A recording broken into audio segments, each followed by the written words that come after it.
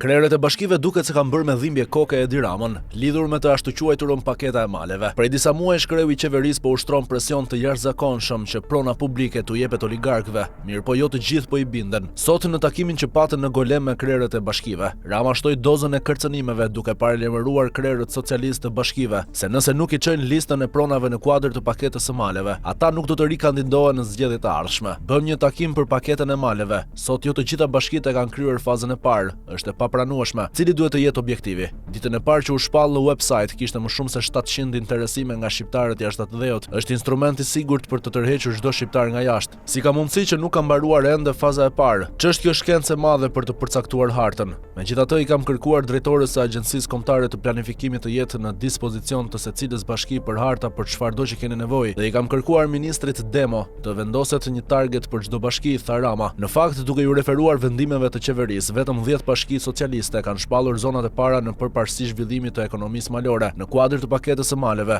ndërsa 43 të tjera që drejton PS nuk e kanë bërë këtë gjë. Sipas vendimeve të qeverisë, të vetmet bashki që janë bindur janë Bashkia Klos, Bashkia Vau Idees, Bashkia Mat, Bashkia Shijak, Bashkia Shkodër, Bashkia Kukës, Bashkia Belç, Bashkia Elbasan, Bashkia Përmet dhe Bashkia Skrapar. Sipas ligjit, zonë me përparësi zhvillimin e ekonomisë malore është zonë e cila për shkak të karakteristikave që ofron peizazhi, burimet natyrore, trashëgimia kulturore apo të rësitë e aktiviteteve në natyrë që ofrojnë, përbëjnë potencial për zhvillimin e ekonomisë për nxitjen e investimeve. Ligji parashikon mbështetjen vetëm për 500 projekte, të cilat do të përzgjidhen mbi bazën e planeve të zhvillimit që aplikantët duhet të dorëzojnë. Përfituesit mund të jenë individ ose biznese të regjistruara. Nuk do të paguajnë asnjë taks për 10 vjet, përfshirë TVSH-n, tatimin mbi fitimin, taksën e pasurisë dhe taksën e ndikimit në infrastrukturë. Por ligji, edhe pse në pamje të parë duket të ndihmues, në fakt ka shumë probleme sipas ekspertëve. Ligji parashikon që bashkitë janë nismëtare të procedurës që do të çojnë në kalimin e pronave shtetërore apo private në pronësi të investitorëve, duke i kërkuar qeverisë që tokat në territorin e tyre të shpallen zona zhvillimi. Por ka prona të cilat ka konflikte mes banorëve, pasi nuk është e qartë pronësia. Paketa e maleve del mbi ligjet e tjera pronësore